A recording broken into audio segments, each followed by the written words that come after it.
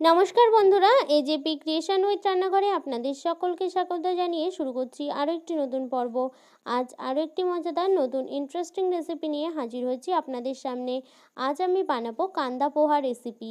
চলুন তাহলে আর বেশি দেরি না করে রেসিপিটি শুরু করা যাক। আর রেসিপিটি শুরু করার আগে প্রত্যেকবারের মতো আপনাদের কাছে একটাই অনুরোধ, ভিডিওটা একটু স্কিপ না করে প্রথম থেকে শেষ পর্যন্ত দেখতে থাকুন এবং রেসিপিটি ভালো লাগলে অবশ্যই একটা লাইক করে চ্যানেলটিকে সাবস্ক্রাইব করে রাখার অনুরোধ রইল। কান্দা পোহা রেসিপিটি বানানোর জন্য আমি এখানে নিয়ে নিয়েছি পোহা অর্থাৎ চিড়ে। এই চিড়েটাকে কিন্তু ভালো করে জল দিয়ে ধুয়ে পরিষ্কার করে নেব। এটা কিন্তু উত্তর ভারতের খুব বিখ্যাত একটা স্পেশাল কিন্তু রেসিপি। ভালো করে চিড়েটাকে কিন্তু ধুয়ে নিতে হবে। এখানে এই পর্যায়ে কিন্তু আমার ধুয়ে নেওয়া হয়ে গেছে আর জলটা আমি ফেলে দিয়েছি। এবার এইভাবে কিন্তু রেখে দেব। আর এখানে নিয়ে নিয়েছি চৌকো চৌকো করে কেটে রাখা আলু, কারি পাতা, পেঁয়াজ, লঙ্কা আর লেবু।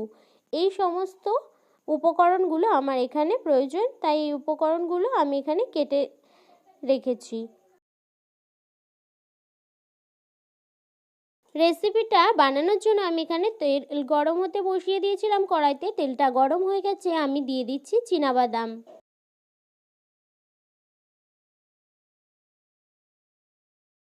চীনাবাদামটা ভেজে নেওয়া হয়ে গেলে আমি এখানে দিয়ে দিচ্ছি জিরে আর দিয়ে দিচ্ছি কালো সর্ষে।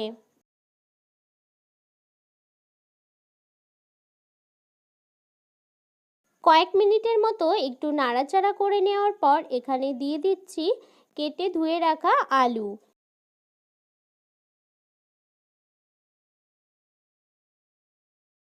দিয়ে দিচ্ছি স্বাদ মতো নুন। দিয়ে দিচ্ছি সামান্য পরিমাণ হলুদ গুঁড়ো।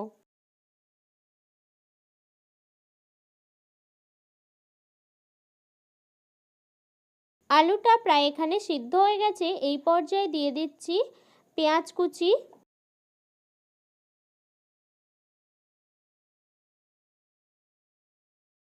দিয়ে দিচ্ছি লঙ্কা কুচি, তারপর দিয়ে দিচ্ছি কারি পাতা,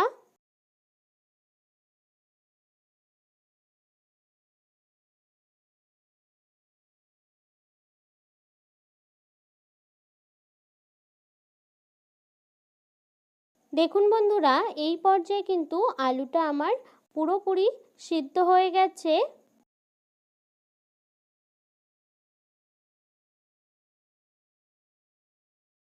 এই পর্যায়ে দিয়ে দেব ধুয়ে রাখা চিড়ে।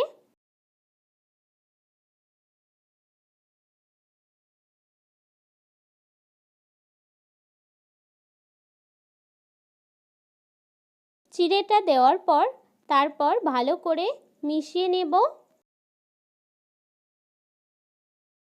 এই পর্যায়ে মিশিয়ে নেওয়া হয়ে গেছে। আমি এখানে দিয়ে দিচ্ছি সামান্য একটু জল।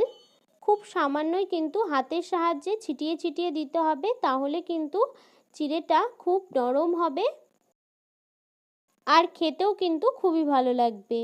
এই পর্যায়ে কিন্তু পোহা রেসিপিটা কিন্তু আমার রেডি হয়ে গেছে। আমি নামিয়ে নেব।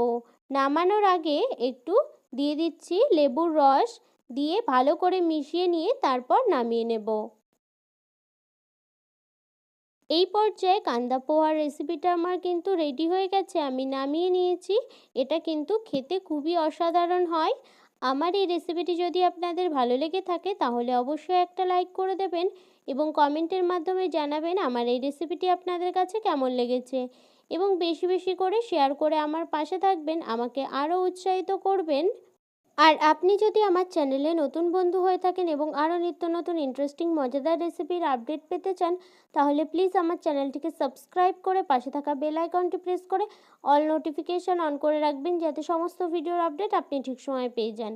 আজ এই রেসিপিটি এই পর্যন্তই। আরও একটি মজাদার নতুন কোনো ইন্টারেস্টিং রেসিপি নিয়ে দেখা হবে আপনাদের সাথে আরও একটি নতুন পর্বে। সবাই সুস্থ থাকবেন, ভালো থাকবেন।